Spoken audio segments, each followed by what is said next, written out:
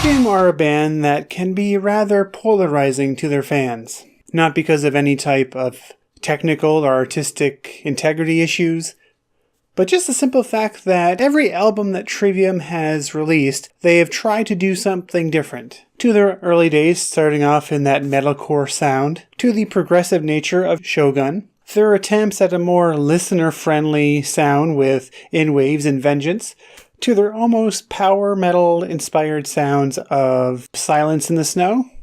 It's no wonder the fans have an issue trying to pinpoint a sound that is Trivium. When Trivium announced the release of their new album, fans had to wonder what it was going to sound like. Was it going to continue on with what Silence in the Snow did? Or was it going to go back to the well? Or maybe even do something completely different? And so that album has released now. It is out in the wild, and they are calling it The Sin in the Sentence. Right off the bat, I'm going to say that I actually really like this album. As a Trivium fan myself, I felt that their previous album, Silence in the Snow, was a bit of a letdown, almost forgettable in a way. So it's good that they moved on and changed their sound once again. So with that, let's go ahead and just take a look at some of the tracks. So first off, we're going to take a look at the first song on the album, which also serves as the album's first single, named after the album itself, Sin in the Sentence. This song, for me, just serves to tell us two very important things. First of all, their new drummer, Alex Bent, is a beast behind the kit.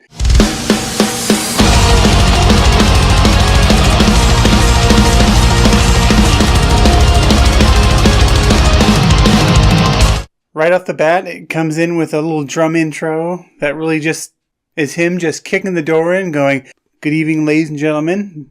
We are Trivium. Would you like to listen to our new album?" And then the second thing is when the chorus kicks in. Finally, screaming is back. Silence in the Snow basically did away with all the screaming, and I think people missed it. I myself, I don't care either way.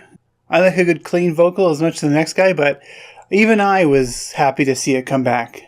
And then we move on to the next song on the album, Beyond Oblivion. To me, this song basically just gets you ready for what you're in store for the rest of the album. Kicks off super heavy with some really manic drums, and then those guttural heavy vocals underneath. And then, just as you think you're just getting ready for a nice heavy epic, it backs off a little bit when it comes in the verse. And then you think, okay, it's going to back off, and it's going to do this whole heavy thing, back off, heavy. And sure, it does get heavy again, but then you get into these gang vocals, and then it goes into this very catchy chorus. And basically, this throws you for even more of a loop. It really just keeps you guessing, keeps you on your toes, which is pretty much engaging. So that's a good thing, right? I mean, some people might have problems with it. They probably just want something straightforward, but this is Trivium. You're not going to get that. It's almost Shogun-like. A large majority of the album does follow this kind of template. So, again, you're going to get ready for hearing this quite a bit. Again, and that's not a bad thing. For lack of a better term, just don't get too comfortable. There are a couple of instances that I find that this doesn't really work. One of those being the track Beauty and the Sorrow. Also, the song actually kind of reverses the whole process a little bit. It starts off slow and melodic and then does a little bit of heaviness and then goes back into the melodic stuff. I can't quite put my finger on it. It just this one track. I can't put my finger on why I don't like it. I guess the best way to put it is it sounds like the song just doesn't know where it's going. So therefore, it just keeps meandering into nothingness almost. Now you're probably asking, Corey, you magnificent piece of man candy, tell me about the guitars.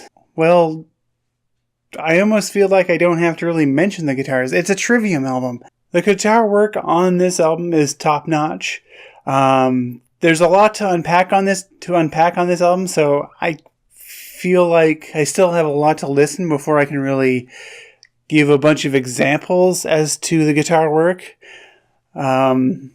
But like I said before, it's very Shogun-like, just to give you an idea of what you're in for. And other than a few nitpicks, it's a very good album. It's a very good Trivium album. Trivium fans, I'm pretty sure, will like this album. People who hate Trivium, unfortunately, it's not going to change your mind. It's still very much Trivium. And if this is your first Trivium album, you could do a lot worse. I, for one, am very glad that this album turned out the way it did. It could have gone either way. You could have gotten Silence in the Snow Part 2. You could have gotten anything. It's a good thing the Trivium boys stepped up and we have this good Trivium album. So there's basically my thoughts on the album. Therefore, that's the end of this video. Go ahead, like, subscribe, share, all of that good stuff. It really helps out a lot. Other than that, this is Corey from Epic Letdown, and I will see you on the flip side.